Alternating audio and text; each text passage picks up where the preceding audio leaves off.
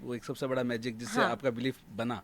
जैसे हाँ, मैजिक जैसे ऐसे हुआ था कि एक बार की हमारी स्टोरी है ये, क्योंकि मेरा बिलीव, सॉरी टू से, बट मेरे कुल देवी देवताओं पर और मेरी माता पर बहुत है, जो हमारे इसमें परिवार सॉरी की। बोलेंगे तो कोई बात ही नहीं है। ये तो प्राउड होना चाहिए आपको। नहीं नहीं नहीं, प्राउड है बिल्कुल।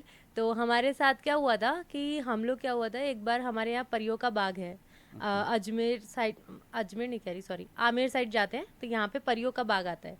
ये हमारी सप्त देवी कुल देवी है, ठीक है। ओके। ओके, तो यहाँ पे मतलब जहाँ से आमेर शुरू होएगा ना, वहाँ पे पहले ही एक मंदिर आता है कुल देवी का, सप्त देवी का, ठीक है। उसकी स्टोरी बहुत बड़ी है, हालांकि वो मैं आपको अलग से बताऊंगी। लेकिन वहाँ हम लोग का परिवार एक्चुअली में उन्हें कुलदेवी मानता है हमारी, और हम लोग वहाँ जाते हैं। सती माता है बेसिकली वो, ओके। ठीक है। तो हुआ क्या था कि वहाँ का एक नियम है कि वहाँ से आप प्रसाद नहीं ला सकते, अच्छा। ठीक है। तो अब हम छोटे छोटे थे, और मम्मी को लगा कि बच्चे वगैरह हैं तो कुछ खा लेंगे। तो वहाँ क्या होता है कि पहले ढोक चढ़ती है, ढोक देना पड़ता है, प्रसाद चढ़ता है, माला चढ़ती है, एक माता की टोकरी चढ़ती है जिसमें 16 श्रृंगार होते हैं।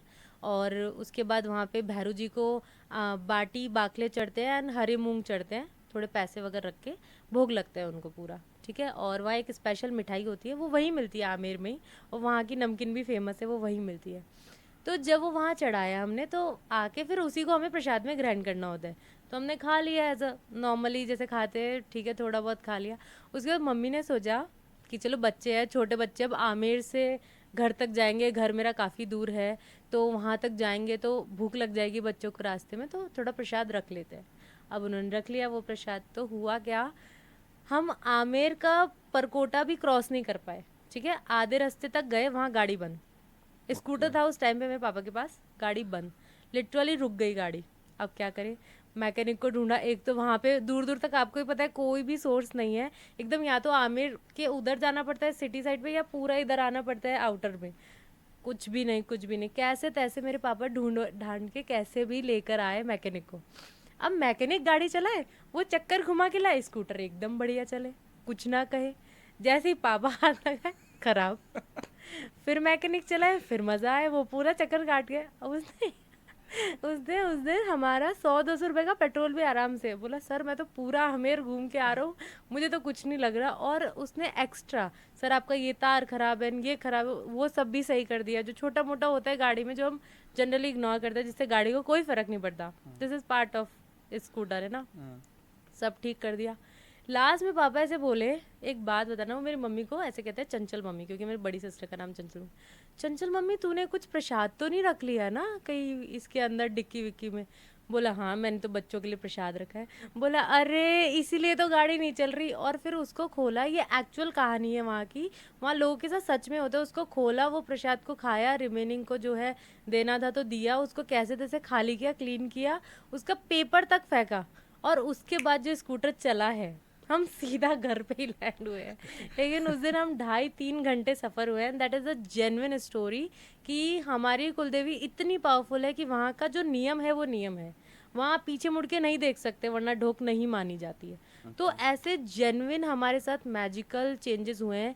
हम जैसे हर्षनाथ का भैरू है, उनको मानते हैं, जीन जाखड़ माता है, उनको मानते हैं, जो हमारे भीलवाड़ा में भी है हर्षनाथ के भैरू, जहाँ पवन चक्किया सबसे ज़्यादा है। वहाँ का बहुत कठोर नियम है।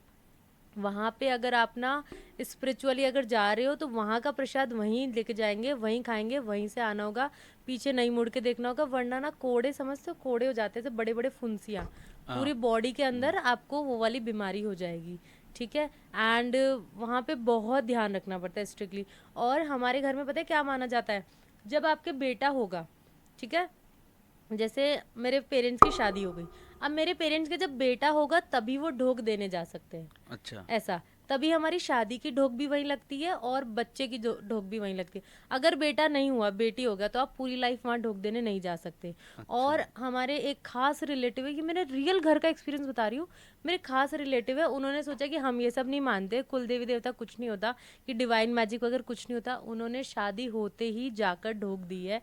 ये बात से मेरा पूरा समाज रिलाय करता है, मतलब मैं अकेली नहीं, हमारी पूरी, जो हम लोग पंचगौड़ ब्राह्मण है, हमारा पूरा समाज जब ये पॉडकास्ट देखेगा वो खुद इस बात से रिलाय करेगा, उनके बच्चे नहीं हुए, उनके लिटरली बच्चे हुए ही नहीं, क्योंकि उन्होंने मैरिज करते ही जाके ढोक दे ली हर्षनाथ के भैरू के। अच्छा, और मतलब उन्हें मैरिज करके जब तक बेटा ना हो तब तक बेटा ना, हाँ, बेटी बेटी हो तो कुछ नहीं, बेटा ही होना चाहिए। जड़ूले की जो जात उतरती है हाँ हाँ। वो वहीं पर ही जाकर उतरती है। तो ऐसे मैजिकल डिवाइन चेंजेस और एक्चुअली में इनके बड़े प्रमाण हमने हमारी लाइफ में देखे हैं। एंड कहीं ना कहीं हमारे घर में बहुत ज़्यादा मतलब सीवियर सिचुएशन भी हो गई थी, एक बच्चे की अबाउट टू डेथ वाली सिचुएशन थी। एंड उसमें हम ये मानते हैं दिल से कि हमने हमारे कुल देवी देवताओं को प्रसाद बोला था कि आके ढोक दिलवाएंगे इसकी, आप इसको स्वस्थ कर दो, और वो सच में स्वस्थ हो गए थे। ऐसा तो ये हमारी रियल कहानी है और ये हमारे साथ सच में घटित हुआ है।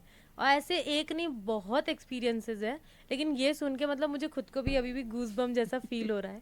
तो ये चीज़ हमारी बहुत पावरफुल है।